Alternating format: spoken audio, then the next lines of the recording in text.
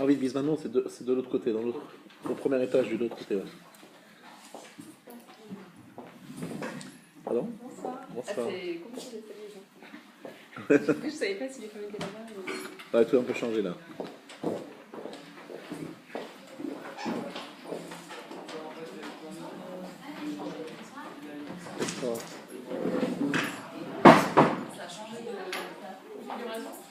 Voilà. Khilouch, Utrachut. Comme ça, je note tous les retardataires.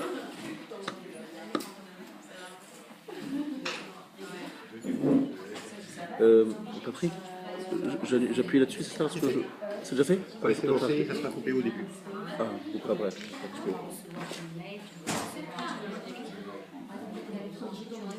Après ça c'est mis sur le site, sur l'application, c'est ça hein?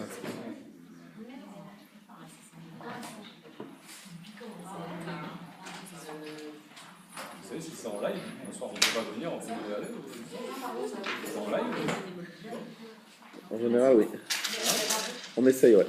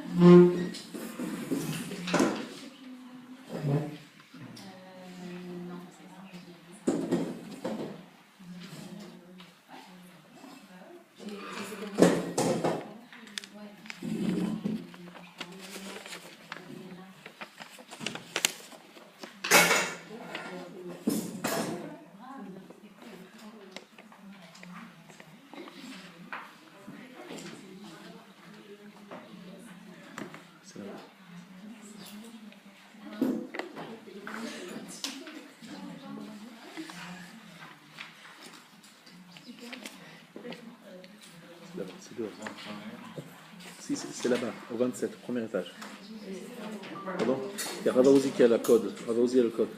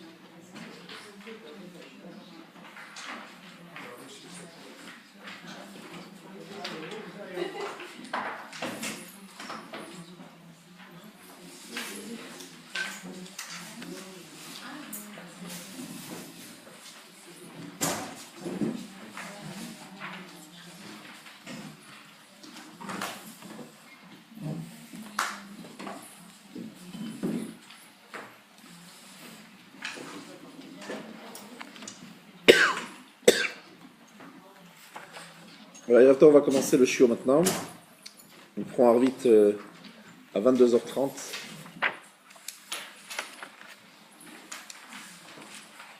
Nous allons lire ce Shabbat Parashat Shmini.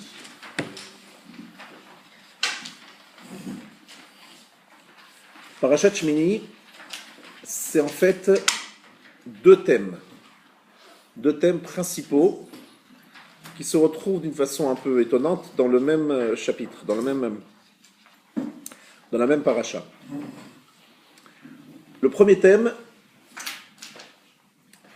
c'est un thème qui est fondamental, comme on va le voir, l'événement historique majeur dans l'histoire juive. Rosh Chodesh Nissan, on est pratiquement 12 mois après la sortie d'Égypte. Le Rosh Chodesh Nissan, qui est l'année d'après. Ce jour-là, Rosh Chodesh Nissan, le Mishkan, le tabernacle, va être inauguré. Et il va y avoir un dévoilement de la Shekhinah absolument exceptionnel ce jour-là. Vayira Elav Kvod Hashem, l'honneur d'Hashem se révéla, un moment extraordinaire. Ça, c'est le jour de Rosh Chodesh Nissan. Cet événement majeur est troublé par un événement qui est la mort de Nadav et Avihu, la mort violente de Nadav et Avihu parce qu'ils ont apporté des encens à feu étranger, comme dit la Torah, et ils sont morts brûlés.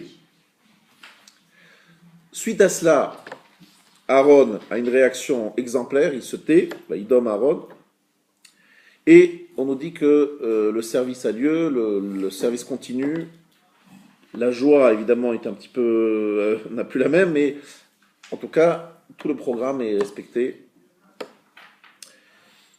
Deuxième partie de la paracha, toutes les lois de kashrut, les aliments kashers, les aliments non kashers. Ce qui a motivé ma réflexion, ce qui a lancé ma réflexion avant de préparer ce cours, c'est de me dire, c'est pas normal que dans un même chapitre, une même paragraphe, un même paracha, on mette deux sujets qui a priori sont totalement étrangers l'un à l'autre, qui n'ont rien à faire l'un avec l'autre. La kashrut d'un côté, l'inauguration du Mishkan de l'autre. Pourquoi avoir mis dans un même paracha deux chapitres, deux sujets qui n'ont rien à faire l'un avec l'autre? Est-ce qu'il y a un lien entre les lois de kashrut et le fait que l'on va inaugurer le Mishkan? Il y en a sûrement un. D'où je sais qu'il y en a sûrement un. Le Rav m'a enseigné, le Rav Olbe m'a dit qu'on doit pouvoir, sous chaque nom de paracha, mettre un sous-titre. Notre travail, peut-être chaque Shabbat, c'est d'arriver à mettre un sous-titre sous chaque paracha. Shemini, sous-titre, point d'interrogation. J'ai donné celui qui est à l'extérieur. J'ai envoyé un rose. Le code qui est près du garage.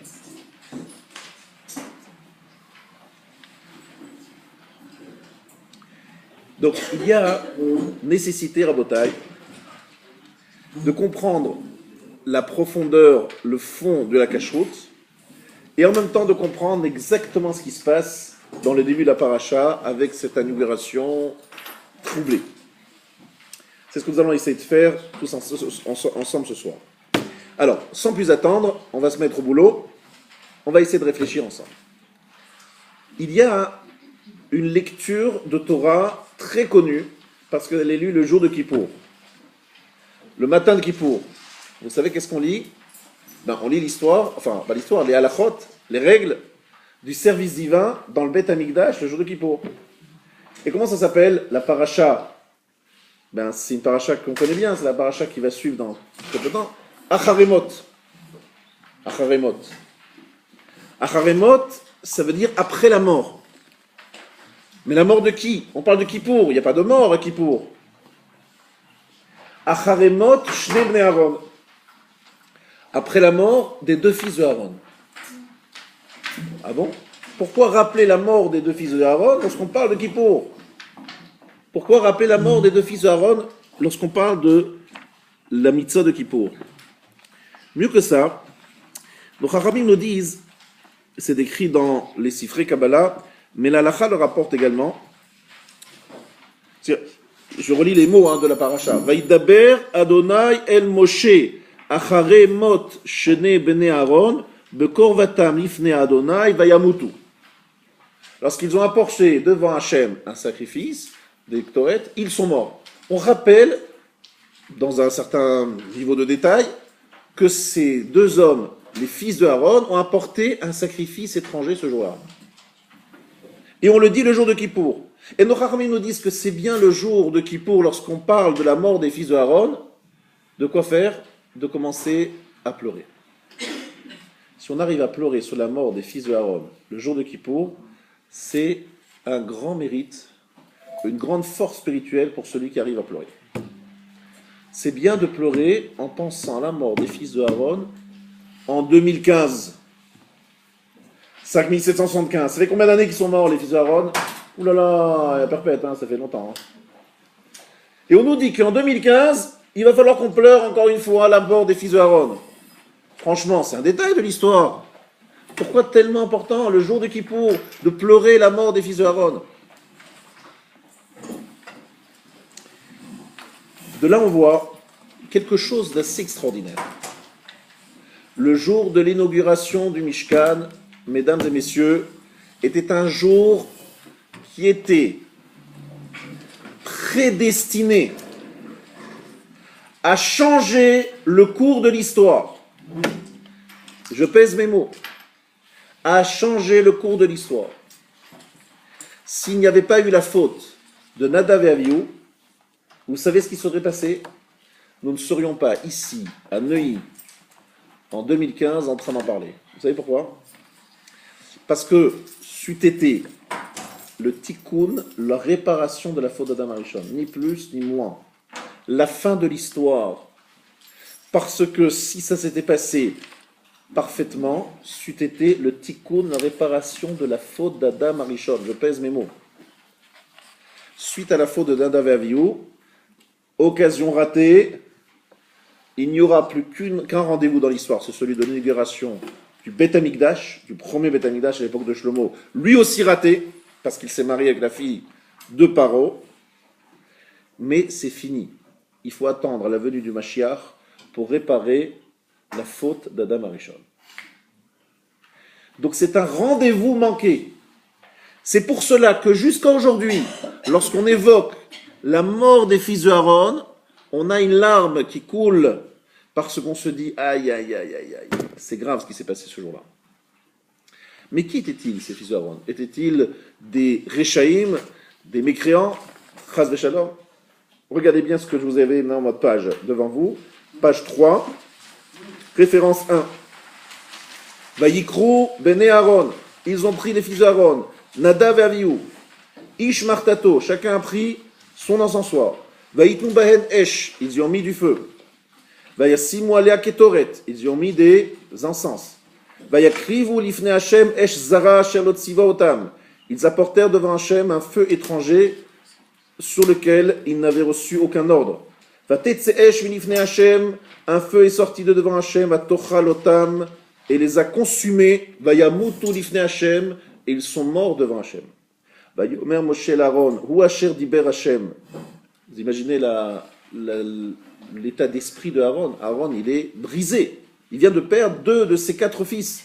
Moshe va consoler Aaron et lui dit Hu asher diber Hashem. C'est ce qu'Hashem avait dit, les morts, en disant Bikrovai et Kadesh. Je serai sanctifié par mes proches. Valpene kol ha'am et kaved. Et je serai honoré devant tout le peuple. Vayidom Aaron. Aaron se tue. Qu'est-ce que dit ici Moshe à Aaron pour le consoler? Regardez Rashi. Ou Asher Diber, juste en bas, toujours dans le même paragraphe 1. Rashi, ou Asher Diber, Rechan Diber, où est-ce qu'il a parlé? Venoad Tishama livne Israël venigdash bichvodi. Il cite un passouk dans Shemot, chapitre 29. Je trouverai là-bas un lieu de rendez-vous, Noad Tishama, avec les enfants d'Israël, et je serai sanctifié dans mon honneur. On ne sait pas ce que ça veut dire. Altikre bichvodi elabim chubadai. Ne dis pas mon honneur, mais ceux qui m'honorent. Amar lo Moshe l'Aaron, Aaron achi, Aaron mon frère. Yodea iti shit kadesh abayit bim yudav shemakom. Je savais que la maison allait être sanctifiée par ceux qui connaissent Akadosh Baruch Hu, ceux qui sont proches de lui. Vaiti savour biobecha. Je pensais que la mort c'était ou moi ou toi Moshe, ou toi Aaron, ou moi Moshe qui allons mourir. Arshav roani shem gdolim mimeni umimcha. Maintenant je vois qu'ils sont plus grands que moi et toi. Vous entendez ce que dit Moshe à Aaron? Il lui dit, je savais que ce jour-là, le jour de l'inauguration du Mishkan, il allait y avoir la mort d'une personnalité VIP, très grande personnalité. Et je pensais que c'était ou toi ou moi qui allions mourir ce jour-là. Je rends compte que c'est Nadav et Avihu qui sont morts. Ça veut dire qu'ils étaient plus grands que toi et moi. Ce sont des tzadikim plus grands que toi et moi. Hachem avait dit, je serai sanctifié par la mort de ceux qui m'honorent, c'est-à-dire des gens de qualité. Eh bien, je vois que c'est eux qui sont morts, c'est qu'ils sont plus grands que toi et moi. C'est une façon de consoler, mais ce n'est pas une consolation, hein, juste des mots pour faire plaisir. C'est qu'il le pensait vraiment, Moshe. Il dit, sache Aaron que tu as eu le mérite d'avoir 2 fils qui étaient des tzadikim, des justes, exceptionnels, plus grands que toi et moi. Bikrovai, par ceux qui sont proches, continue Rashi, Biprirai, ceux qui sont choisis, ceux qui sont proches, mais qui sont les meilleurs. Alpene kola mechabed kshakadosh baruch hu sedim batzadikim mityaro mitalo mitkales. Lorsque Dieu applique la justice contre les tzadikim, il est glorifié. Pourquoi? Imken ba'elu, si déjà les tzadikim sont punis, kol sheken bireshaim, à plus forte raison les mécréants. Nora Elohim imigdashecha migdashal mekodeshecha. Je résume ce que nous avons appris maintenant. Nous avons appris que le jour de l'inauguration du Mishkan, il était prévu que des tzadikim allaient mourir. On découvre que c'est Nadav et Avihu, donc Nadav et Avihu étaient des grands tzadikim, parce qu'il fallait absolument que le nom de Dieu soit sanctifié par la mort de ces tzadikim-là. La mort de ces tzadikim amène la crainte, inspire la crainte. Donc ça apporte du kavod à Kadosh Baruch Hu. Pourquoi ça inspire la crainte? Les gens se disent, comment la justice divine a touché des gens aussi justes? Attention, attention, il ne faut pas rigoler. Là, on joue avec du feu. Dieu est proche de nous, c'est vrai, il s'installe parmi nous, mais il faut être très vigilant. Ne pas manquer de respect, même si lui vient vers nous, ne pas lui manquer de respect. Voilà ce que nous dit ici, en quelques mots, Rashi. Alors, évidemment, nos mefarshim, nos commentateurs, se sont posé la question de savoir quelle était véritablement la faute de Nadav et Avihu. Qu'est-ce qu'ils ont fait comme faute, Nadav et Avihu? Il y a 11 explications différentes. Pas moins de 11 raisons différentes données par nos sages, disséminées dans les différents midrashim, pour expliquer la faute de Nadav et Avihu. Leur faute serait, je l'ai dans la page 3, référence 3, Horu halacha bifnei Moshe Rabban. Ils ont tranché une halacha devant Moshe, leur maître. Nichnesu lifnai velifnim. Ils sont rentrés dans le Saint des Saints. Heviu esh zara. Ils ont emmené un feu étranger, ça c'est la plus connue. Lo natlu etza zemizé. Ils n'ont pas pris conseil l'un chez l'autre. Nichnesu shtu yeyain. Ils sont rentrés alors qu'ils avaient bu du vin. Nichnesu mechusare begadim. Ils sont rentrés alors qu'il leur manquait des habits. Ils n'avaient pas les habits. Qu'est-ce qu'il leur manquait comme habits? Hameil. Vous savez, la tunique bleue avec les cloches. Il leur manquait cette tunique-là. Ils sont entrés sans cette tunique. Nichnesu lelo richitzat yadayim veraglaim. Ils sont rentrés sans être lavés les mains et les pieds, comme il sied à toute personne qui fait la avoda bet hamikdash, il doit se laver les mains et les pieds. Lo hayu lahem banim. Ils n'avaient pas de fils. Lo hayu elem nashim. Ils n'étaient pas mariés. Alchu achare Moshe ve'Aaron ve'amru. Ils marchaient derrière Moshe et Aaron en disant Matai shne zekenim alelu metim. Quand ces deux vieux vont mourir.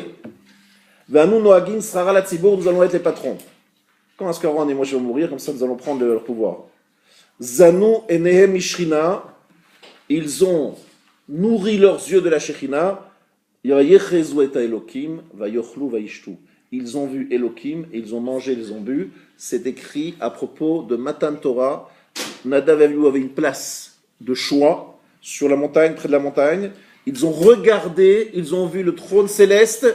Ils n'auraient pas dû le regarder. Vayochlu vaishtu. Ils l'ont regardé d'une façon en manquant de respect pour cette Shekhinah. 11 raisons, vous entendez, 11 raisons, des raisons qui nous paraissent incroyables. Ils n'étaient pas mariés, ils n'avaient pas de fils, ils ne s'étaient pas lavés les mains, ils n'avaient pas le me'il, ils n'avaient pas la tunique bleue, ils avaient bu du vin, etc., etc. Mesdames et messieurs, lorsque on étudie les paroles de nos chachamim, il faut savoir qu'il n'y a pas de contradiction. Toutes les raisons qui sont données ici se complètent l'une l'autre. Il n'y a pas ici une raison qui est vraie, une raison qui est fausse. Elles sont toutes vraies, elles sont complémentaires et elles désignent un seul problème. Lequel? Où est le problème véritable de Nadav et Avihu? Quel était leur problème? Alors écoutez-moi bien, ici on va toucher à quelque chose de fin, de profond, qui fait partie des Yesodot Abriya, des Yesodot, des secrets de la création. Nous avons tous compris que dans la vie, on a tous besoin d'avoir des choses qui résument un peu les choses. Lorsqu'il y a trop de détails, on ne sait plus trop bien où on va. Il faut avoir une chose précise. Et lorsqu'on a quelque chose de précis, on s'en rappelle et c'est efficace. Lorsqu'on a trop de détails, c'est compliqué. Alors, quel est le but? Écoutez bien, si on vous arrête dans la rue 25 rue Garnier, vous sortez du cours du Rav Gay, et quelqu'un vous dit, vous avez l'air d'être un peu juif ou juif, résumez-moi le judaïsme en une phrase. Le judaïsme en une phrase, sur un pied, d'accord? Vous avez peut-être cité le fameux Hillel, etc. Ici, il y a un résumé que donne le Sfat Emet. Sfat Emet, le rabbi de Gour. Alors, Adraba, Tachlita Bechira, Lizkot Lavo Lidei Busha. Je suis à la page 3, référence 5, un Sfat Emet sur la paracha. Tachlita Bechira, Lizkot Lavo Lidei Busha. Le but du libre arbitre, c'est d'arriver à la honte. Alors, honte, attention, la pudeur, la réserve. Busha, ça veut dire honte. Comme Shenema Matan Torah, le manti yirato al penechem, le bilti techetao.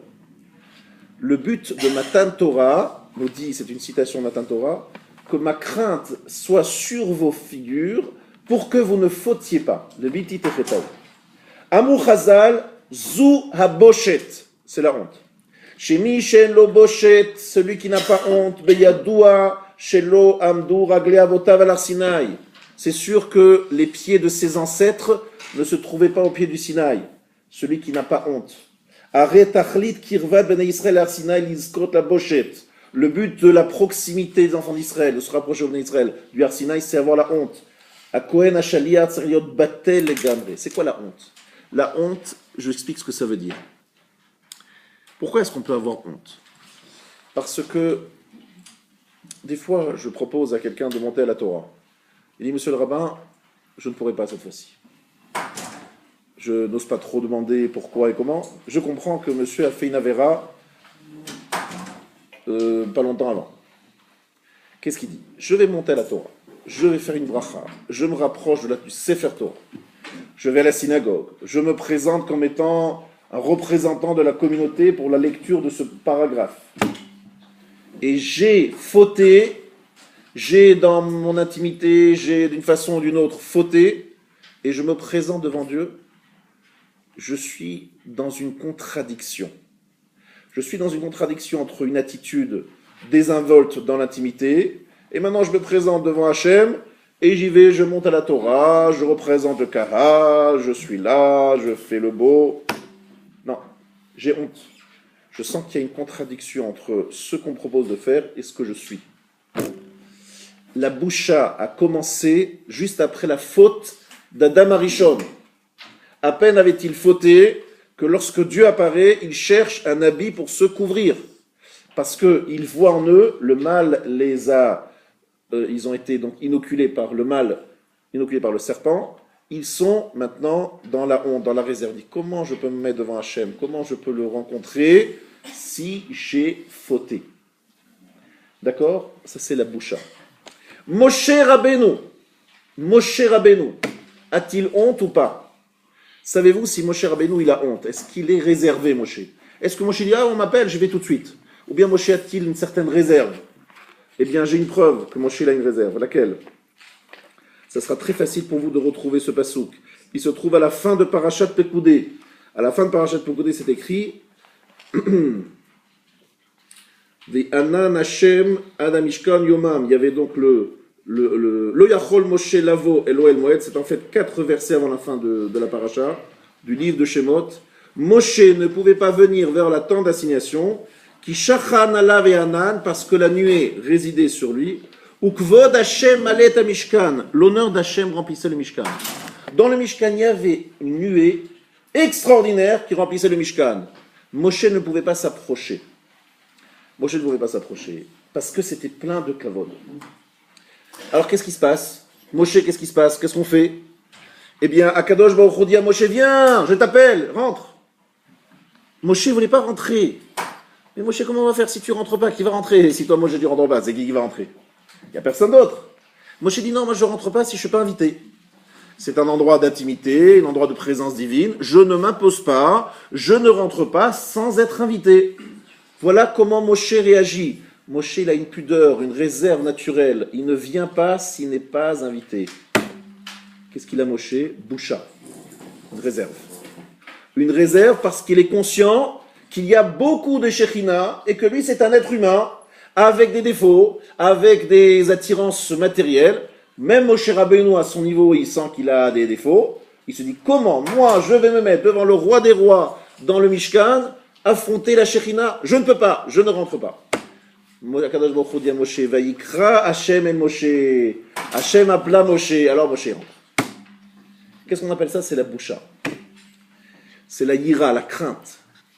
Vous savez, mesdames et messieurs, premier enseignement de vie qu'il faut retenir ce soir.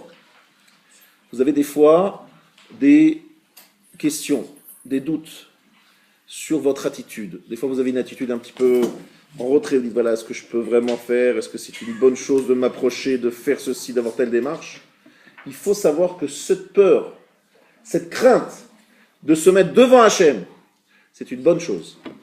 On vous dit, soyez Shaliach Tzibour. Un homme, on lui propose, soyez Shaliach Tzibour, monsieur. Montez à la Torah, monsieur. Ouvrez le Echal, monsieur. Lisez la Torah, monsieur. Vous devez avoir une réponse. Non, je ne sais pas. Je ne sais pas si je mérite, je ne sais pas si j'ai le droit.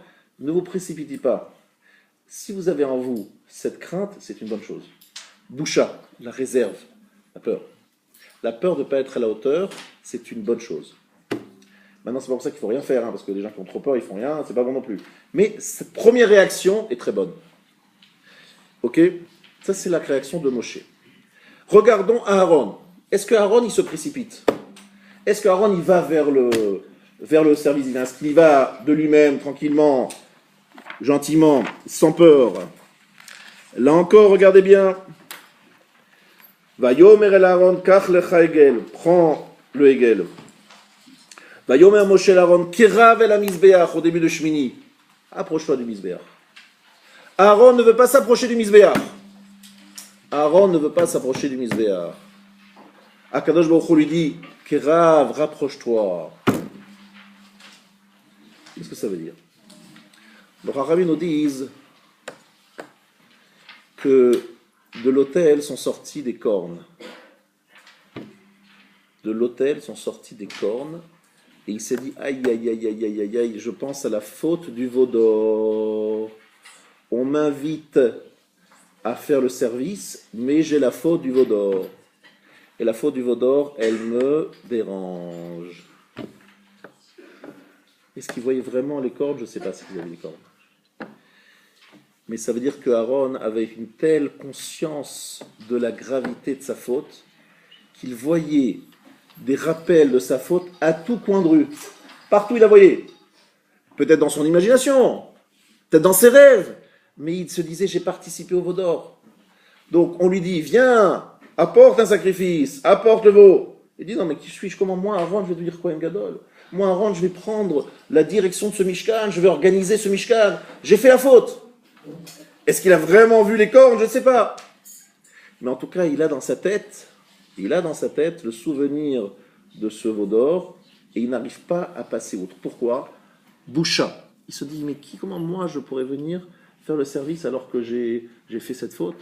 Comment pourrais-je faire? Donc il y a un vrai souci avec Aaron. Moshe dit à Aaron, vas-y, Kerav el hamizbeach, rapproche-toi, n'aie pas peur. Oui, mais Moshe et Aaron, il faut leur dire, approche-toi. Moshe, c'est Akadosh Baruch Hu qui lui dit, rapproche-toi. Et Aaron, c'est Moshe qui le lui dit. Kerav el hamizbeach. Qu'est-ce que ça veut dire? Ça veut dire qu'on a en face de nous Moshe et Aaron, les grands maîtres d'Israël. Et qu'est-ce qu'on voit? On voit qu'ils ont honte, on voit qu'ils ont peur, qu'ils hésitent. Et en face de cela, nous avons Nadav et Avihu qui courent, ils rentrent, on y va, ils n'ont pas été invités, ils y vont, allez, on y va. Et ils y vont sans s'être lavé les mains, sans avoir mis le me'il, ils y vont, on fonce. Alors c'est quoi la bonne attitude? Akadosh Baruch Hu montre tout de suite la solution, attention. Pas de boucha, pas de crainte, pas de réserve, voilà la conséquence. Nadav et Avihu vont mourir tout de suite. Mais Nadav et Avihu, ce n'est pas des rigolos. Nadav et Avihu, ce sont des tzadikim. Alors pourquoi est-ce qu'ils ont eu ce problème? Pourquoi Nadav et Avihu ont-ils ce problème? Écoutez bien. Nadav et Avihu sont en train de marcher sur un fil très fin, lequel ils ont perçu que c'est le jour, écoutez bien ce que je vous dis maintenant, c'est le jour où on va faire le Tikkun HaShalem, où va se terminer la réparation de la faute d'Adam Arishon. Ça y est, c'est le rendez-vous, the rendez-vous de l'histoire. C'est le rendez-vous de l'histoire, et ils se disent, nous, Nadav et Avihu, on est capable d'affronter la Midat Hadin, la tribu de rigueur, et nous allons sceller la fin de l'histoire. Donc il faut absolument qu'on s'approche, on perçoit qu'on est arrivé à ce niveau-là, donc on va y aller. On va y aller sans honte et sans peur. Pourquoi ? Parce que la honte, elle est consécutive à quoi ? À la faute d'Adam Arishon. Mais là, on est en train de venir avant la faute d'Adam Arishon. On va résoudre, on va l'effacer. Elle n'existera plus. C'est à nous de réagir, parce que nous sommes les plus grandes sadikim d'Israël, et notre rôle à nous, c'est d'en finir avec cette histoire de honte, de réserve, de peur liée à la faute, parce que la faute, c'est fini. Et pour cela, il faut qu'il y ait deux personnes qui prennent les initiatives. Vous allez me dire, magnifique, très bonne idée. Alors pourquoi ça n'a pas marché ? Qu'est-ce qui s'est passé ? Où il y a eu un court-circuit, où il y a un problème ? C'est magnifique, ils ont trouvé des bonnes solutions. Quel est le problème ? Vous savez quel est le problème ? Le problème, Rabotaï, c'est que comme d'habitude, on y va trop vite, on y va sans véritablement être certain d'être à la hauteur. Il y a plusieurs lectures dans nos Chachamim. Certains disent que la génération n'était pas totalement aussi près que cela, mais surtout certains disent qu'ils n'ont pas perçu qu'il y avait quelque part au fond d'eux quelque chose qui n'était pas totalement à la hauteur. Parce que prendre les kétorettes, vous imaginez quelqu'un qui est sur scène. Je vais vous donner une image pour que vous compreniez bien de quoi il s'agit. Vous avez quelqu'un sur scène. Sur la scène, il a prévu, donc il y a des projecteurs. Et devant la scène, il a mis devant lui toutes les critiques d'art contemporain, les critiques d'art de tous les artistes les plus fins et les plus critiques de l'époque, qui sont assis devant la scène. Et il invite tous ces gens-là pour critiquer sa première. Voilà, c'est son première apparition, c'est une nouvelle pièce. Et il dit, écoutez, je vous invite tous, la salle est remplie de concurrents, de critiques, de gens qui s'y connaissent, et les projecteurs sont fixés sur eux. Il n'y a aucune chance qu'ils disent bravo, bravo, bravo. Ils vont tout vous retrouver, c'est sur un détail, des problèmes. Ils vont voir des failles, n'est-ce pas ? Nadav et Avihu, ils font exactement ça. Ils se mettent Kodesh à Kodashim, le Saint des Saints. Ils se prennent les kétorettes. Les kétorettes, c'est ce qui amène Midat Hadin, les projecteurs. Et ils se disent, on y va. Et on y va. Mais ils savaient qu'ils risquaient grave, ils risquaient gros, ils risquaient énormément. Mais ils ont dit, c'est la seule façon d'aller jusqu'au bout de l'histoire. Il faut arriver au tikkun de la faute d'Adam Arishon. Il faut effacer, ça suffit. La boucha, ça suffit. La honte d'Adam Arishon, ça suffit. Nous sommes prêts à nous dévoiler, à nous montrer jusqu'au bout, à ce qu'on explore les plus grandes profondeurs de notre être, et on affronte la critique. Et on va voir qu'on est parfait. Il n'y a rien à redire. Écoutez bien le problème qu'il y a dans cette attitude. Et ça, je vous apprends un grand rideau dans la vie. Ils se sont dit, ils ont oublié quelque chose, c'est qu'il y avait à cette époque-là deux dirigeants qui s'appelaient Moshe et Aaron. Et que Moshe et Aaron n'avaient pas donné l'autorisation de faire cela.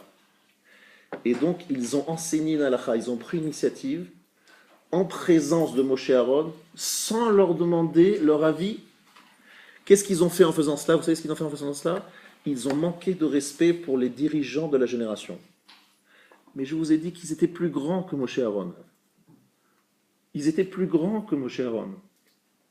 Mais la réponse, mesdames et messieurs, c'est que même si on est plus grand que Moshe et Aaron, ce qui paraît incroyable, si Moshe et Aaron sont les dirigeants, le rôle de ces gens, de ces grandes personnes, de ces grands personnages, c'est de respecter ceux qui sont en place. Il y a Moshe et Aaron qui sont en place. Ils ont le rôle d'être les dirigeants du peuple juif, c'est Hachem les a nommés. Tu veux prendre une initiative ? Attention, si tu la prends devant eux, tu es en train d'être moré halakha, d'enseigner halakha devant tes maîtres. Ah, mais moi je suis plus fort que mon maître. Oui, mais ton maître, il est en place. Donc si lui, il est en place, tu n'as pas le droit d'enseigner une halakha. Sinon, qu'est-ce qui se passe ? C'est vrai ce que je fais, c'est peut-être plus vrai. Oui, mais tu n'as pas su demander la permission. Moré alacha lifnei rabo. Un manque de respect pour Moshe Aaron. Et qu'est-ce que ça veut dire ce manque de respect de Moshe Aaron? C'est que quelque part, il y avait dans cette attitude une façon qui était un soupçon, on va dire, un soupçon de manque de boucha, un manque de réserve, mais qui, du fait qu'on était encore sous l'autorité de Moshe Aaron, relève de la faute. Et là, on est véritablement dans du très fin, on est très très fin, on est dans l'orfèvrerie, c'est très très fin. Donc, on a du mal, nous, à juger ce genre de choses. Mais je vous ai demandé pourquoi est-ce que la Torah nous parle de cette histoire? Est-ce que c'est tellement important d'en parler? Est-ce que ça nous concerne? Nous, on n'est ni Nadav Avihu, ni Moshe Aaron, ni en train d'apporter les Torah, ni en train de se dire on va aller rentrer dans le Kodesh HaKodashim, ni on va avoir... À quoi ça sert de nous parler de tout ça? Je vais vous apprendre quelque chose. Ça nous concerne tous les jours, et je vais vous traduire ça dans des termes très modernes et très concrets. Vous savez, on rentre tous dans les synagogues. À force d'y rentrer, on ne se rend même plus compte que c'est une synagogue. Il y a quelques heures, quelqu'un m'a demandé, est-ce que je peux prendre une pizza dans la synagogue? Je lui dis, pardon? Il dit, ouais, j'ai acheté une pizza à côté, je vais manger la pizza dans la synagogue. Je lui dis, pardon? Manger une pizza dans la synagogue, je ne comprends pas ce que tu veux. Il dit, oui, mais il y a des gens qui mangent dans le Beth Midrash. Je lui dis, ça a été autorisé difficilement pour quelqu'un qui va écouter un chiour, qui a peur, il n'a pas assez de temps pour manger et écouter le chiour, donc il va écouter le chiour, il dit, si je mange, je peux écouter le chiour, si je ne mange pas, je ne pourrai pas écouter le chiour. Donc il va y avoir une obligation, d'accord? Et une obligation, donc on va permettre difficilement. Mais vous allez manger une pizza à la synagogue pour parler d'affaires? Je dis, mais comment c'est même possible d'imaginer un peu pareil? Je vois des gens avec un journal. Ils lisent le journal à la synagogue. Je dis, mais comment c'est possible d'imaginer de lire un journal à la synagogue? Alors d'un côté, c'est joli, c'est beau, parce que les gens ils se trouvent à l'aise dans la synagogue, c'est très heureux qu'ils se trouvent comme ça, bien dans leur peau, ils se sentent bien dans leur basket. Magnifique, dans leur synagogue, magnifique. Ils sont habitués, ils viennent régulièrement. Mais qu'est-ce qui se passe? Lorsqu'on vient régulièrement, eh bien on finit par perdre la notion de la crainte de la synagogue. Et finalement, Kadosh Baruch Hu, qu'à la limite, on va peut-être même lui donner si on le rencontrait, on va peut-être lui donner un tape dans le dos, quoi. On est copains, on est proches, hein, on discute, voilà, bon. Il y a un manque de réserve, un manque de boucha. Mais ça vient d'un bon sentiment, parce que quelque part, c'est le fait de venir régulièrement qui nous amène ça, donc c'est une bonne chose. Oui, mais un peu de réserve, de ira, de crainte. Mais la crainte, c'est pas très mal à la mode, monsieur le rabbin. Il faut parler d'amour, de chaleur, de proximité, de relation. Et oui, mais monsieur, vous le savez tous très bien. Même dans un couple, lorsqu'un homme et une femme s'adorent, et on espère qu'ils s'adorent de toute leur âme, de tout leur cœur, si monsieur, il rentre dans la chambre à coucher, à un certain moment, sa femme lui dit, tu n'aurais pas pu toquer à la porte? D'ailleurs, c'est écrit qu'avant de rentrer un mari qui rentre chez lui, avant de rentrer chez lui, il sonne, il toque à la porte. Attendez, mais je suis chez moi, non? Attendez, je suis chez moi, là, attendez, là, je suis chez moi. Par respect pour ton épouse, tu toques avant de rentrer. Ça s'appelle du respect. C'est pas un éloignement, non. La seule façon de conserver l'amour, c'est de garder le juste milieu entre proximité et éloignement. Il faut être capable de gérer amour et crainte. Mais crainte, c'est pas dans le mot crainte, c'est un mot faux, c'est mal dit. Respect. Parce que s'il n'y a plus respect, il n'y a plus amour non plus, en vérité. S'il n'y a plus respect, il n'y a plus amour. Parce que amour égale d'une certaine forme admiration. Si amour égale fusion, il n'y a plus d'amour. Amour, c'est admirer. C'est reconnaître quelqu'un et être attiré par lui, avoir des sentiments pour lui, c'est vrai, mais parce que j'admire ses qualités. Si demain, il devient lui et moi, elle et moi un, sans qu'il y ait d'éloignement, il n'y a plus d'amour. Il n'y a plus d'amour. C'est plus l'amour. Ça s'appelle quoi? Je ne sais pas quel nom ça a. Mais ça s'appelle qu'il n'y a plus d'amour. Akadosh Baruch Hu dit, le jour où je me révèle dans le Beth Amikdash, dans le Mishkan, où je viens vers vous, je veux vous rappeler, attention messieurs, j'adore Nadav et Avihu, ce sont des proches, mais ce sont des proches qui ont perdu le sens de la boucha, de la réserve, de la pudeur.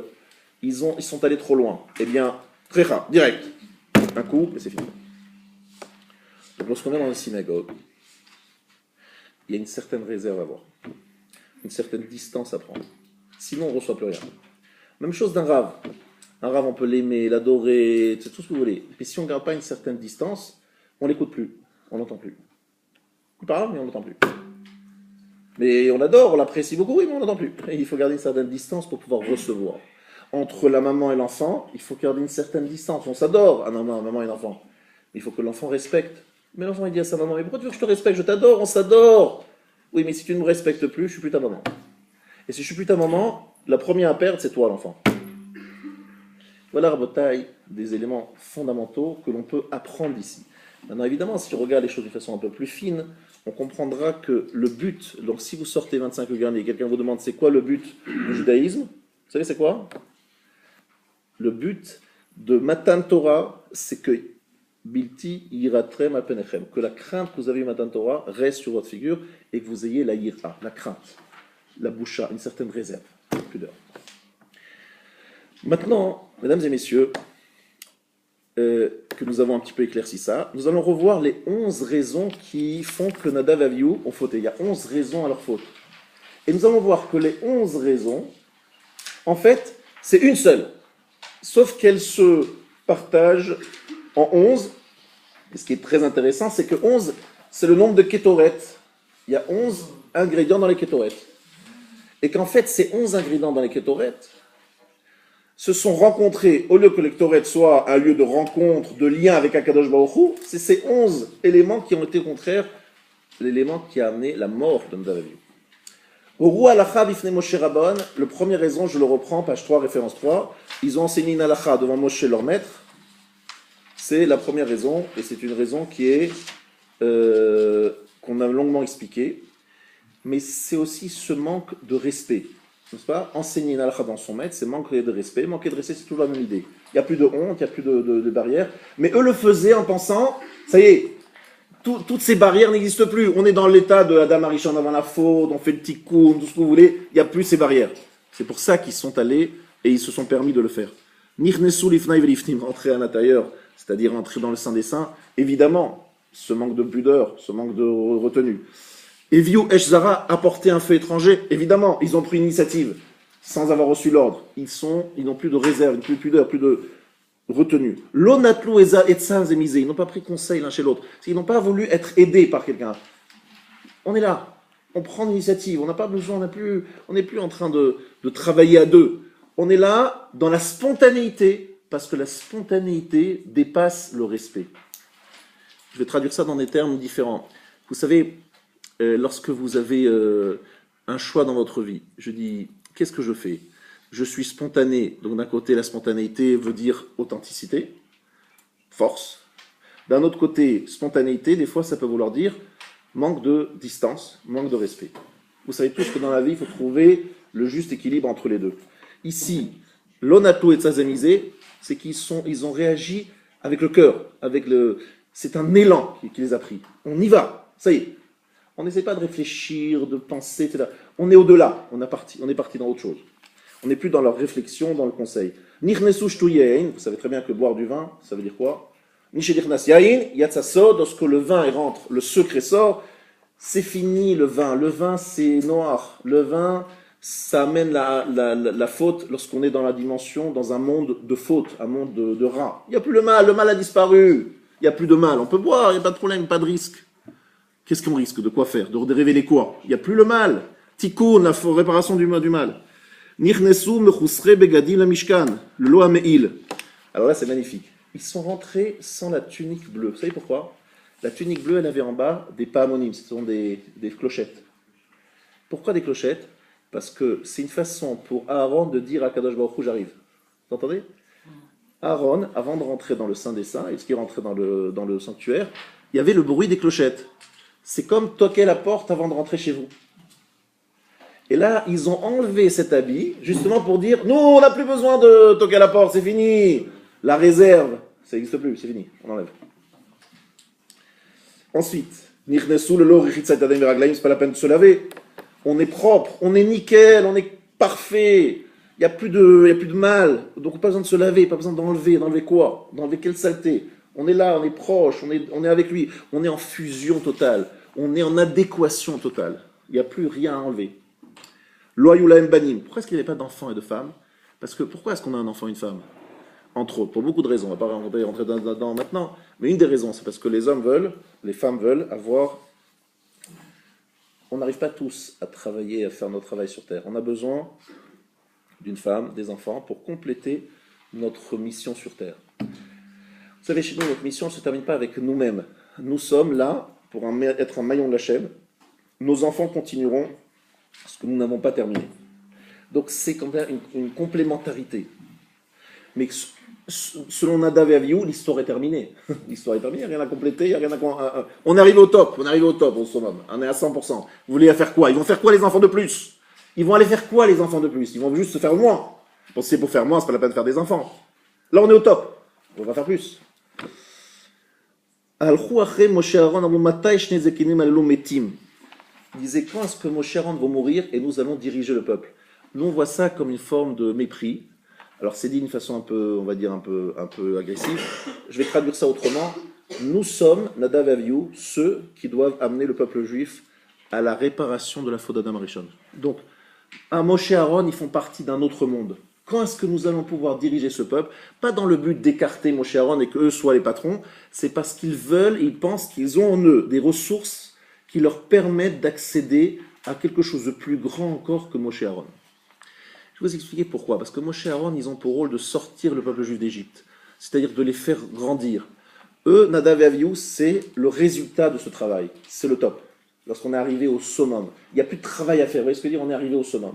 Donc ils disent, quand est-ce qu'on va pouvoir nous diriger le peuple pour amener le peuple vers le top? Zanu enem ha'shechina, vayechezu et Elohim, vayochlu vaishtu. Ils ont mangé, ils ont vu, et Elohim. Pourquoi est-ce qu'ils regardaient Elohim? Parce qu'ils se sentaient très proches d'Elohim. Il n'y a plus de barrières, il n'y a plus de limites, etc. Donc on voit qu'il y a les 11 raisons, sont en fait une seule. Une seule raison, mais qui se départage en 11, comme les 11 Ketoret. Mais les 11 Ketoret, ça donne un seul ingrédient, si on mélange. Et là, malheureusement, ça a donné une catastrophe.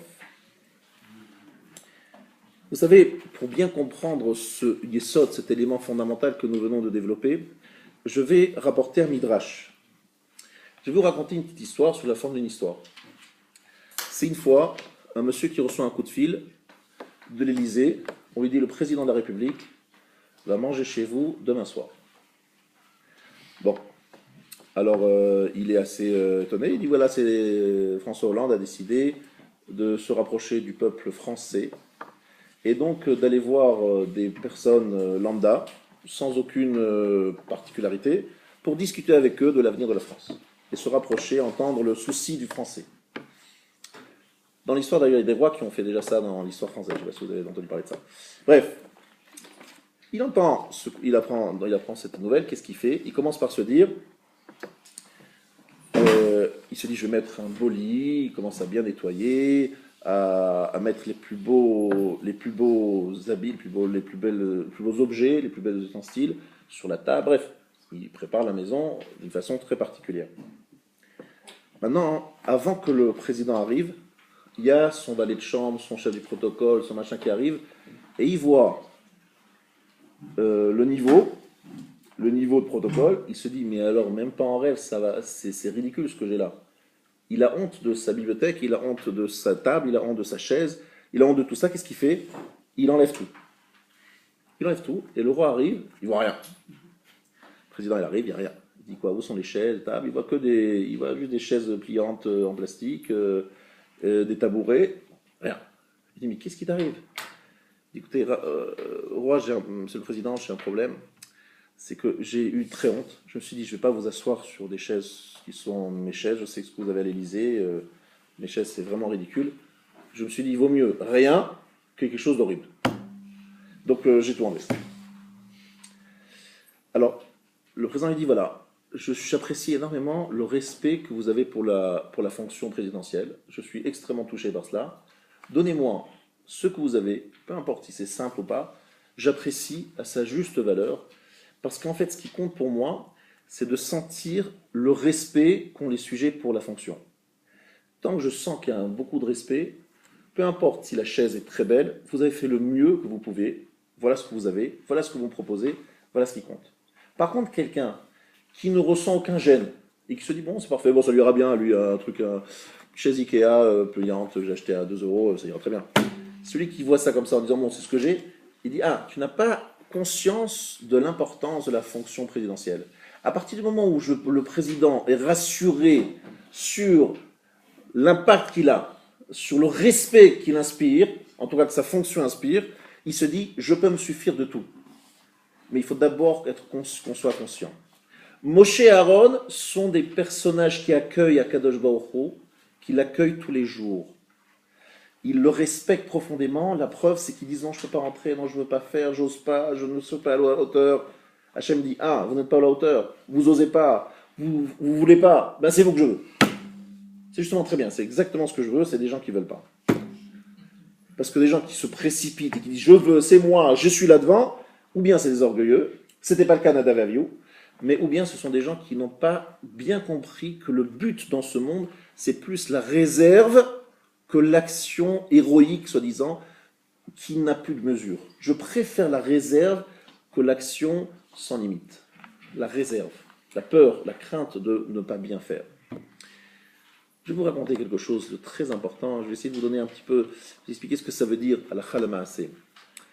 Un juif de Torah, c'est un juif en vérité, vous savez, mesdames et messieurs, qui peut avoir deux attitudes. J'en rencontre deux types de juifs. Il y a des gens qui sont toujours en train de faire plein de mitzvot, très actifs dans le monde de la mitzvah, dans le monde communautaire, dans l'action de la mitzvah. Mais je les vois aussi moins regardants sur le respect précis de la halakha, le respect des règles que nos chachamim nous ont édictées. Mais ils sont beaucoup dans l'action, dans l'action et des actions vraiment, je veux dire, de grande qualité, mais moins regardants sur le respect du Shulchan Aruch. Sachez que la nature humaine veut que nous soyons plus portés vers des grandes actions d'éclat, de générosité, de piété, des choses comme ça, grandes et belles et impressionnantes. Mais Akadosh Baruch Hu, ce qu'il veut avant tout, c'est de voir que nous avons un grand respect de ce qu'il dit. Et si par exemple il parle, vous avez vu comment vous étiez à Pessah, c'est pour ça que j'en parle ce soir, vous avez vu combien vous avez eu peur d'une miette de Chametz? Comment vous avez eu peur de cette miette-là? Eh bien, cette peur de la miette de Chametz, imaginez-vous que vous aviez peur de chaque séif, de chaque petit chapitre du Shulchan Aruch, comme vous avez eu peur de cette miette de Chametz. Imaginez-vous de cela. Eh bien, ça, c'est le juif que Hachem veut. Hachem veut un juif qui a peur de la ligne du Shulchan Aruch, comme il a peur d'une miette de Chametz. Pourquoi? Parce qu'il veut créer un peuple respectueux, qui a ce respect, cette crainte, cette réserve. Et c'est comme cela que la Shekhinah s'installe en nous. Ça, il faut bien comprendre.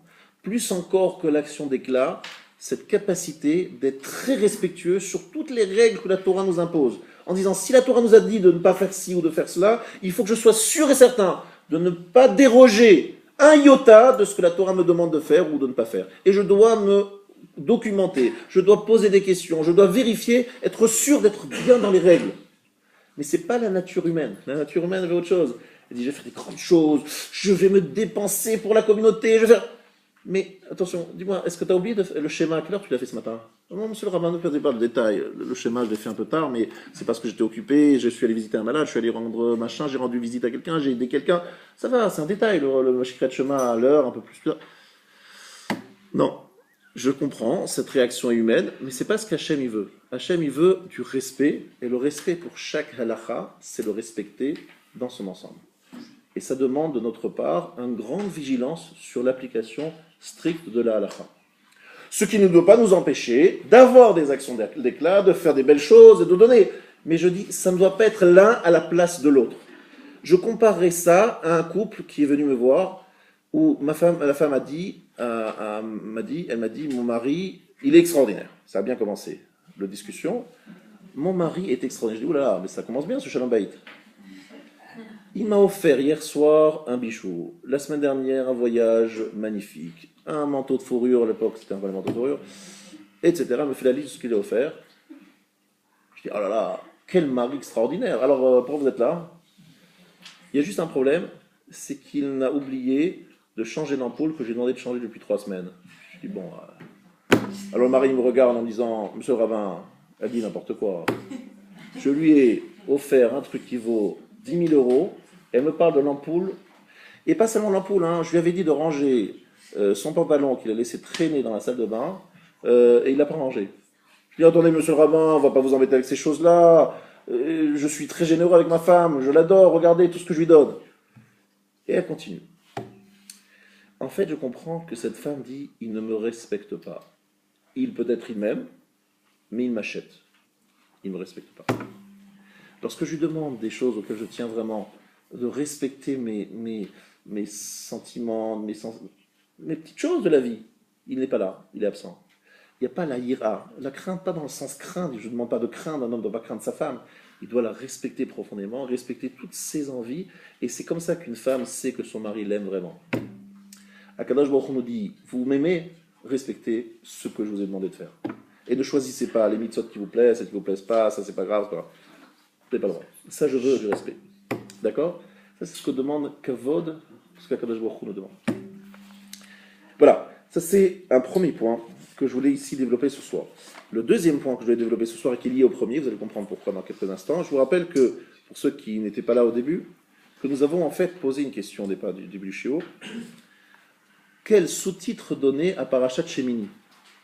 La Parashat Shemini, elle a un passage Kashrut et un passage Révélation du Mishkan. D'accord? Alors, j'aimerais comprendre comment une paracha contient deux sujets qui n'ont absolument aucun rapport. La Kashrut, c'est les lois alimentaires. Le Mishkan, l'inauguration du Mishkan, l'événement cosmique, important, fondamental, machin. Et puis on va après de manger kasher. Je n'ai pas compris le lien entre les deux. Et j'ai un peu creusé. Et j'ai trouvé que cette question avait été posée par le Sforno. À la page 2, référence 2.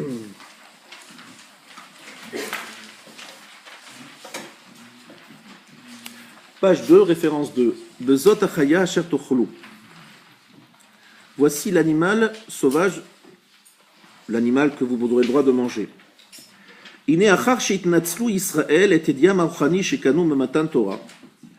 Après que les Juifs, les Bnei Israël, se soient délestés de leur Ediam. Ediam, c'est une sorte de parure. Ils avaient une parure qu'ils avaient reçue à Matan Torah. Ils pouvaient recevoir la Hasherat Shrina, la présence divine, sans intermédiaire. Écoutez bien, lorsqu'on a dit Naaseh Venishma, les malachim sont venus installer des parures, des couronnes, je ne sais pas comment on appellerait ça. En fait, ces couronnes, ces parures, c'est une façon de dire contact direct, on appellera ça aujourd'hui en ligne continue, en haut débit, avec une Shekhinah, la Shekhinah connectée. On est connecté avec la Shekhinah. Grâce à ces deux parures, Naaseh Venishma. Une fois qu'il y a eu la faute du veau d'or, le peuple juif a perdu ces deux parures, il n'y a plus le contact direct. D'accord? Je suis dans la ligne 4. Ou comme il y a comme la chose sera au futur, dans le monde futur. Dans le monde futur, chacun aura le Mishkan à l'intérieur de soi. Velotiga nafshi etrem. Ma'as hakel itbarach achakar me'ashrot od shrinato benem klal. Hakadosh Baruch Hu n'a plus voulu donc installer sa Shekhinah parmi eux. Qu'Omro kilo ele bekevecha. Ve'sig Moshe Rabbeinu bitfilato ezetikun shetishre hashchina betocham be'emtsaut mishkan vekelav u'meshartav u'zvachav. Alors Moshe dit, qu'est-ce qu'on va faire? Je suis embêté là. Les Juifs devaient avoir un contact direct avec la Shekhinah, ils ne l'auront pas. Qu'est-ce qu'il a proposé Moshe? On va faire un Mishkan, un lieu central, et c'est à travers cet endroit-là que tout le monde aura un contact avec la Shekhinah. On n'aura pas un contact individuel, mais un contact à travers le Mishkan. Très bien. Tout ça, c'est facile. Vous le savez très bien. Je suis à la ligne 3. Ubechen ra'a, à la ligne par exemple 2, qui est large. Ubechen ra'a letaken mazgam shiyem muchan laor beror chaim hanitzriyim veze betikun hamezonot vehatolada. Écoutez bien ce que je vais vous dire ici. Je ne sais pas si vous y avez conscience. Lorsqu'on vous demande pourquoi y a-t-il des lois de kashrut, Je pense que la plupart des gens ici pensent que les lois de cacheroute sont liées à des problèmes, on va dire souvent d'hygiène, comme c'est dit par certaines personnes. Et le Sforno est totalement contre cette approche. Ce n'est pas une question du tout d'hygiène, les lois de cacheroute. C'est pour des raisons de Olam Haba. Je vais vous expliquer ce que ça veut dire. Pour avoir droit à Olam Haba, il faut manger kasher. Qu'est-ce que ça veut dire avoir droit au Olam Haba, il faut manger kasher? Je précise. D'abord, mesdames et messieurs, que Olam Haba, lorsque j'appelle ça Olam Haba, ce n'est pas l'époque messianique, c'est l'époque du 8e millénaire. C'est-à-dire lorsque ce monde aura cessé d'exister, détruit, reconstruit, ça s'appellera Olam Haba. Pour accéder à ce Olam Haba, il faut manger kasher. Pourquoi? Parce que lorsqu'on mange kasher, on prépare son corps à quelque chose qui je vais vous révéler maintenant, en exclusivité à Neuilly, en 5775, c'est qu'il y a dans l'âme 5 parties, Nefesh, Ruach, Neshama, Chaya, Yechida, ça vous le saviez avant, c'est pas ça que je vous révèle. Donc 5 parties de l'âme, je vous répète les 5 parties. Nefesh, la plus basse, Nefesh, Ruach, tout ça c'est des mots qui veulent dire âme, hein, mais c'est des âmes différentes, des parties d'âme. Je vous rappelle qu'on nous avons expliqué ça longuement lorsque nous avons parlé de Kippour. Kippour, il y a 5 prières, Arvit, Shacharit, Moussaf, Mincha, Neila, 5 parties d'âme. Nefesh, la partie la plus basse, Ruach, au niveau de la poitrine, Neshama, au niveau de la tête, Chaya, Yechida, 2 niveaux de d'âme. Et ici, il y a un code secret que le Sforno révèle. C'est écrit Zot hachaya asher tochlu. Voici la chaya que vous allez manger. C'est quoi chaya?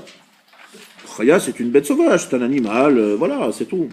Zot hachaya asher tochlu, n'est-ce pas? Voici l'animal que vous mangerez.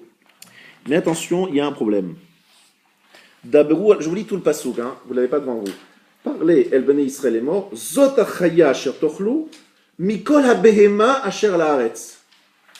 Le verset porte un problème. Il y a un problème dans le verset. Zot ha-chaya. Chaya, c'est un animal sauvage. Asher tochlu, que vous mangerez. Mikol ha-behema asher laaretz. De tous les animaux qui sont sur la terre. Or, behema, c'est un animal domestique. Donc, dans le même verset, on utilise 2 termes qui ne vont pas ensemble. Chaya et behema. Et on a l'impression que c'est la même chose. C'est une code secret. Zot ha-chaya. Ça s'agit de la partie de l'âme qui s'appelle Chaya. Et cette partie de l'âme qui s'appelle Chaya nous amène, comme son nom l'indique, à Chayim. Chayim qui veut dire la vie.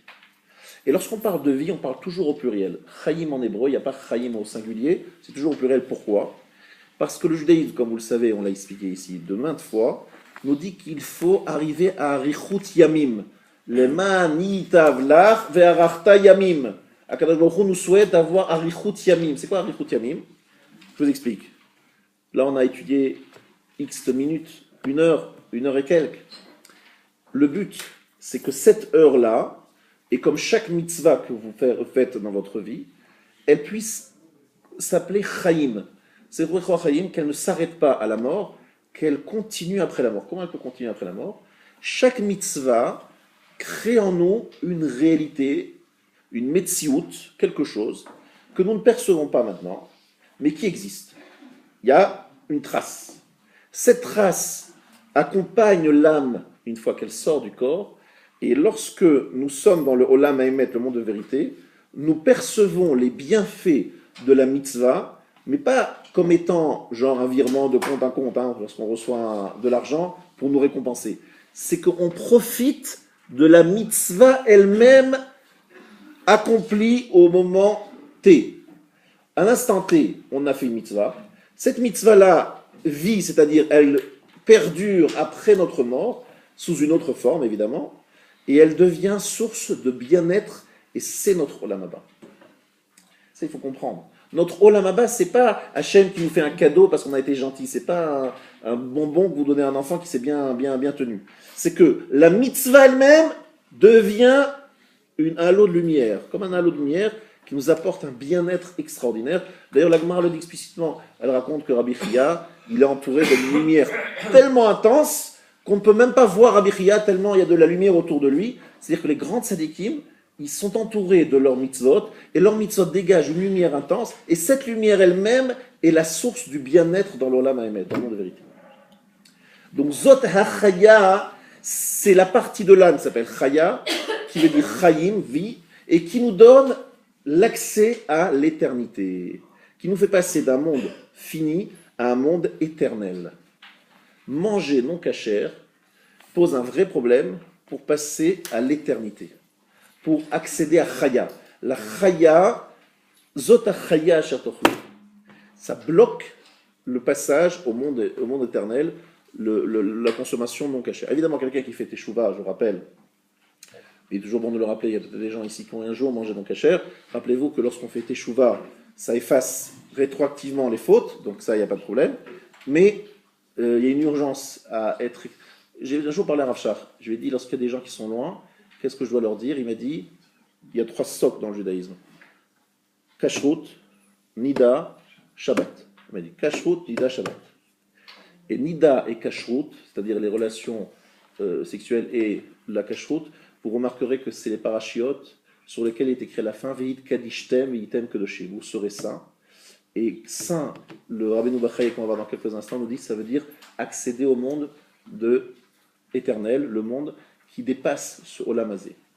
Donc, si on vous demande pourquoi vous mangez kasher et pourquoi vous ne mangez pas surtout non kasher, vous expliquerez, la personne ne comprendra rien et vous non plus, que si vous mangez des choses non kasher, c'est quelque chose qui va polluer votre âme ou votre corps, je ne sais pas comment vous appellerez ça, et cette partie-là de notre corps ne pourra pas accéder, cette partie de l'âme, cette partie du corps que l'âme voudrait porter avec elle, ne pourra pas accéder à l'éternité.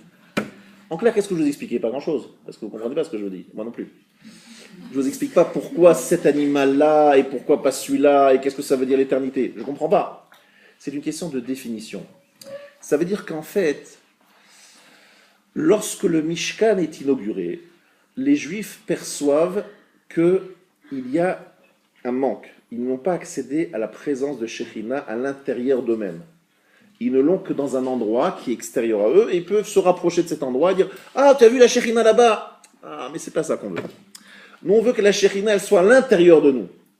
Pour que cette Shekhinah réside à l'intérieur de nous, il faut qu'on accède au Olam Haba, au monde futur. Mais pour accéder au monde futur, il faut manger kasher. Qu'est-ce que ça veut dire? Qu'est-ce que ça veut dire tout ça? Ça veut dire que je vous ai déjà expliqué dans plusieurs cours que lorsqu'on parle de l'âme qui est éternelle, on se trompe. Il y a une partie de notre personnalité qui accompagne l'âme. C'est-à-dire que le but de l'existence n'est pas que l'âme retrouve seulement l'âme pure elle-même, soit pure comme elle est sortie. L'âme est accompagnée d'une gaine, on appellera ça comme une gaine, qui est notre vécu, notre histoire, nos fautes et nos mitzvot. Et cette partie-là, âme, plus cette partie de notre être, de notre personnalité, quitte le corps après 120 ans et va vers l'éternité. Et il faut que cette partie-là puisse rentrer dans l'éternité. Cette partie du corps dans le sens pas de la chair, vous avez compris, pas de la viande, c'est la partie de, on va dire, la personnalité. En clair, j'imagine dans le 8e millénaire, je vous rencontre au 8e millénaire, je ne m'appelle plus ni Rav Gay, ni Rav Elie, je ne m'appelle comme ça, vous ne me voyez pas mon corps, mais en m'entendant parler, en sentant un petit peu mes expressions, vous dites, tiens, c'est lui. Mais je suis une âme, vous allez rencontrer la différence entre une âme et une autre âme. Non, parce que l'âme, dans l'Olam Haba, est une âme qui garde les caractéristiques, certains traits de caractère, certaines expressions, certaines façons d'évaluer les choses. Bref, notre personnalité accompagne notre âme dans le Olam Haba. Et c'est la partie que nous amenons dans le monde futur. Qui m'a expliqué ça? C'est le Rav Chaim Friedlander, auteur de l'Istif Techaim, que j'ai eu la chance de connaître, et qui m'a dit que dans le Ramchal, en citant le Ramchal, c'est une erreur de croire qu'il n'y a que l'âme qui nous accompagne. C'est l'âme accompagnée d'une partie de notre être physique. Mais ce n'est pas la chair, c'est autre chose. C'est une partie de notre psychique, de notre personnalité. Alors la définir précisément, je ne peux pas, c'est impossible, parce que c'est pas de choses qui sont trop abstraites. Mais ce que je veux dire, c'est que la kashrut permet, écoutez bien, c'est une belle définition ça, la kashrut permet la liaison entre le côté physique, entre guillemets, de mon être et la partie neshama. Par contre, si on ne mange pas kasher, les deux parties ne se collent pas, n'arrivent pas à se coller l'un à l'autre pour que la neshama transporte avec elle, si on peut dire comme ça, la partie du corps vers l'éternité. C'est-à-dire que je pense qu'il faut arrêter d'essayer de trouver des explications sur la cacheroute. En 2 mots, c'est ce que je vous suis en train d'expliquer. Personne ne peut dire, je vous explique, pourquoi est-ce qu'on mange tel animal et pas tel autre. C'est faux. Ça n'existe pas, il n'y a pas d'explication. Je donne toujours cet exemple. Vous savez, la halakha dit que si, par exemple, je fais la shrita, je vais couper la gorge d'un animal, il faut couper l'œsophage et la trachée artère. Si je coupe 51% de l'œsophage et la trachée artère, c'est kasher. Je coupe 49%, c'est pas kasher. Expliquez-moi la différence entre un animal dont j'ai coupé 49% ou 51% de la trachée artère. Vous voyez la différence, vous? Moi, je comprends pas. C'est le même animal. J'ai pris un bon chocrette, j'ai pris un bon couteau, je lui ai fait une belle bracha juste avant, hop, j'ai coupé, j'ai tranché. Ah, mais là, j'ai pas fait. Je suis arrivé à 49% de la trachée artère, pas 51%. Là, c'est pas kasher. Vous pouvez jeter tout. Et là, je vous parle d'un petit détail de halakha. Il y a beaucoup de détails de halakha que je ne vous cite pas, où très clairement, personne ne pourra expliquer d'une façon logique et raisonnable pourquoi ça c'est kasher, pas c'est pas kasher. Et une chose que je peux vous expliquer, c'est que la kashrut, ça fait partie d'un élément très important de Hashraat Shrina. Hashraat Shrina, traduction en bon français, c'est faire résider la Shrina, c'est-à-dire arriver à créer une résidence, une présence qui réside, c'est-à-dire qui est là. Ce n'est pas une Shrina. Lorsqu'on parle de Hashraat Shrina, que ce ne soit pas quelque chose de trop abstrait pour vous, c'est une façon de dire que la partie spirituelle de mon corps se mélange et pénètre une partie de ma matérialité. Donc, lorsque il y a eu la faute du veau d'or, ça n'a pas été possible de le faire au niveau individuel, mais c'est que partie remise parce que le monde futur verra cette relation individuelle entre l'homme et la Shekhinah. Et pour cela, il faut que son corps soit purifié. Et la cacheroute fait partie de ces éléments-là. D'où dit le Sforno, le lien dans la paracha entre le gilouï, le dévoilement de la présence divine dans le Mishkan, et le fait qu'on parle de la cacheroute. La cacheroute, c'est le Mishkan, c'est-à-dire le corps humain, qui est le petit Mishkan de chacun d'entre nous. Si on veut que la Shekhinah réside à l'intérieur de nous, comme elle a résidé dans le Mishkan, il faut respecter la cacheroute. Et pas seulement la cacheroute, nous dit le Rabbeinu Bechaye. Regardez Rabbeinu Bechaye, un des grands commentateurs, qui nous fait faire très attention à un point très important dans notre vie. Page 2, référence 3. Vitkadishtem iten kedoshim ki kadoshani. Hakdusha azot l'Israël, yoter mishar haumot, ve'ena ela b'maaseh haTorah ve'hamitzvot, ki am haTorah ve'hamitzvot, im haTorah ve'hamitzvot, yitrazeh koach hasechel, ve'yachlosh koach hata'avot. Parce qu'avec la Torah et les mitzvot, va se renforcer la force de l'intellect, de la réflexion, il va s'affaiblir la force des ta'avot. Écoutez bien ce que je vous dis ici, pas moi, le Rabbeinu Bechaye. Le problème de la ta'ava, du désir, c'est que la passion physique, le désir physique, précède la réflexion. C'est-à-dire que la première partie, vous voyez, des enfants, jusqu'à un certain âge, ne peuvent pas réfléchir. Eh bien, ils s'habituent donc à manger et à apprécier la chair, apprécier le monde matériel. Donc elle est kodémette, elle vient avant. Et le problème, c'est qu'en général, celui qui vient avant s'installe. Et celui qui vient après, il a du mal à trouver sa place.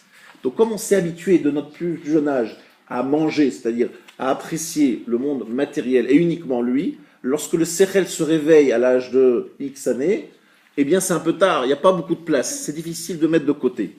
Ça, c'est le premier point et la première difficulté.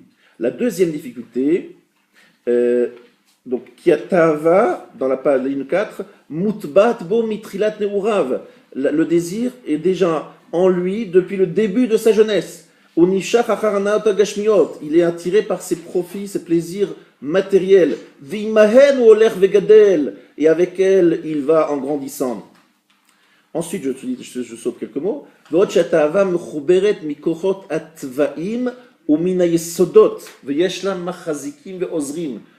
problème, la ta'ava, le plaisir matériel, il a des relais très forts dans notre corps. On a tous besoin de manger, on a tous des besoins physiques, et donc lorsque la ta'ava, qui est l'exagération de ces éléments physiques, arrive, elle est relayée par des forces qui sont en nous et qui leur donnent un supplément, une force particulière par rapport au Koach HaSechel.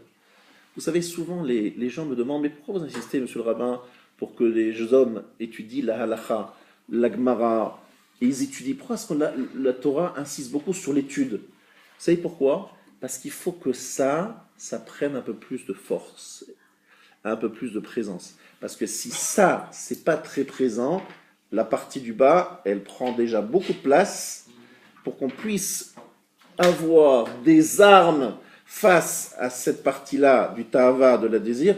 C'est très difficile. Plus un homme étudie, c'est-à-dire il fait travailler son cerveau, il réfléchit dans la Torah, dans les mitzvot, plus il arrive à mettre un petit peu un frein. C'est pas facile lorsqu'on travaille des heures et des heures dans la journée. On a des fois du mal à étudier le soir ou à étudier le matin avant de partir. Mais un jour, ceux qui ne sont pas encore mariés ou ceux qui sont déjà, rappelez-vous de cette urgence. Un homme, il doit étudier la Torah. Et il doit l'étudier parce que sans cela, il n'arrive pas à équilibrer ses forces internes. Il a la ta'ava, l'attirance vers le monde matériel, qui précède la réflexion, et qui en plus a des relais très puissants dans le quotidien. Comment voulez-vous qu'il gagne la partie? Impossible. Il est obligé sans arrêt de nourrir son cerveau, de le faire travailler, le koach hasichli, le sechel, le faire travailler pour pouvoir se préserver de cet avot. Donc Rabotai, il n'y a pas le choix. Il n'y a pas le choix. Tout le monde a bien compris qu'il y avait une urgence. Vi kadishtem, vi item kedoshim. Maintenant, je voudrais arriver à ma conclusion, si vous voulez bien, parce qu'il est l'heure. Il y a effectivement, pour terminer ce shiur, je voudrais revenir et vous montrer ce que j'ai construit pour arriver à la conclusion. Nous avons commencé le cours en nous posant une question. Deux questions. Pourquoi Parashat Shmini englobe deux thèmes qui ont l'air sans rapport l'un avec l'autre? Et deuxième question, quelle est la centralité de la mort des fils de Aaron pour être rappelé chaque Yom Kippour dans chaque synagogue au moment de la lecture de la Torah? Acharemot Shene Bene Aaron. Voilà ce qu'on dit tous les jours. Et nos Rahamim nous disent pleurer la mort des fils de Aaron.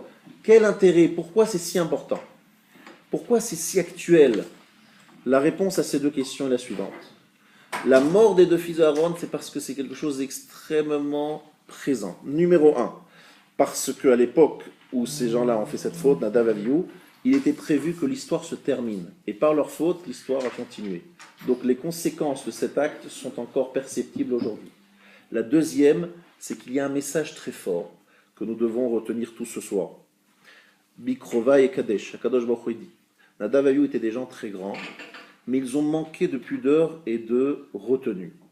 C'est bien d'être familier avec la Torah, c'est bien d'être familier avec la synagogue, c'est bien d'être familier avec Dieu. Mais attention, plus important que la familiarité, il y a la crainte. C'est-à-dire, Akadosh Baruch Hu dit, je préfère la crainte à la familiarité. Trop de crainte à trop de familiarité. Et on le voit dans la halakha, et j'ajoute ça cela par rapport à ce que j'ai dit tout à l'heure, s'il y a une interdiction de la Torah de faire quelque chose, même s'il y a une énorme mitzvah à faire, ne jamais faire une mitzvah ba'a ba'avera. Si pour faire une mitzvah, même la plus grande possible, vous devez transgresser un petit interdit de la Torah, on vous dit, monsieur, je ne veux pas de cette mitzvah, parce que si ça vient en transgressant l'interdit de la Torah, ça ne vaut pas la peine. C'est-à-dire que la Torah donne une priorité à yir'a, à la crainte, à la retenue, à la boucha, plutôt qu'à l'action d'éclat qui pourrait être magnifique, une très belle mitzvah. Attention, jamais la fin ne justifie les moyens. Il faut que la Torah soit respectée au niveau du lota assez, d'une façon absolue, sans compromission. Et ça, cette dimension de la retenue de la boucha, Nadav Avihu pensait que c'était plus le moment. Le monde, ils avaient dépassé ce stade, qu'ils étaient revenus à l'état d'Adam Rishon devant la faute, que le moment était venu. Il avait raison, ils avaient bien perçu. C'était un moment apte à arrêter l'histoire, à finir avec cette honte, finir avec la faute. Mais eux, ils ont fauté. Pourquoi? Parce qu'ils ont enseigné une halakha devant leur maître. C'est-à-dire qu'il y a eu un manque de respect, mais ce manque de respect qui était motivé par des bonnes raisons, eh bien finalement, c'est avéré très gravissime. Et tout s'est écroulé. Et l'enseignement que nous devons retenir, Et la cacheroute, à la fin, la cacheroute pour nous rappeler que la dimension de la Hashrat Shrina, c'est quelque chose qui concerne chaque juif et c'est le but à atteindre. Mais pour l'atteindre, encore une fois, il faut garder une certaine distance avec ce monde. Kashrut est là pour nous permettre d'accéder à l'éternité. C'est seulement en mangeant kasher qu'on accède. Zot hachaya. Voici ce qui nous donne chayim. Pour nous dire la chose suivante. Vous voulez atteindre l'absolu. Vous voulez atteindre la chose la plus belle, la plus grande qui soit. Ça se construit par une certaine zot hachaya. C'est-à-dire un respect de la kashrut. C'est quoi la kashrut? C'est l'arrivée à la kedusha, une certaine retenue. Cette retenue par rapport à l'alimentaire n'est qu'un exemple de beaucoup d'autres retenues, mais ce qu'il faut surtout retenir dans ce message, c'est qu'Akadosh Baruch Hu nous dit « Mon but à moi, c'est que la Shekhinah réside dans votre corps, dans votre partie la plus basse. Elle ne doit pas résider que dans votre sechel, dans votre cerveau. Et pour y arriver, il y a des règles extrêmement strictes qu'il faut savoir respecter pour arriver à l'éternité. » Voilà un petit peu ce que je voulais vous transmettre comme message ce soir. Je vous souhaite une très bonne soirée. Nous allons faire maintenant Tfilat Arvit, si vous voulez bien.